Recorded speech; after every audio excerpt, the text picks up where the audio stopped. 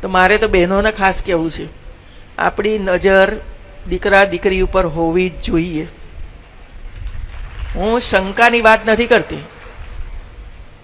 મિત્રો હોઈ શકે, પણ મિત્રો મિત્રોમાં ફરક હોય છે બહેનો. હું એક એક્ઝામ્પલ આપું તમને, ધ્યાનથી તમે સાંભળજો.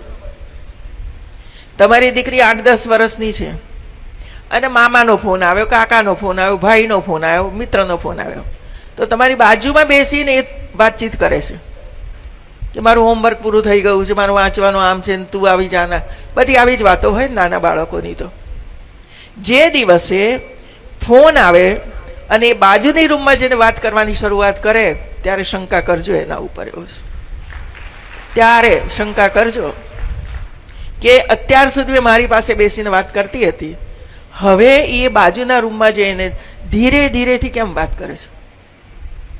Something is wrong. શંકા છે જ. અને એટલા માટે ધ્યાન રાખજો કે ઘરમાંથી ભાગી ના જાય.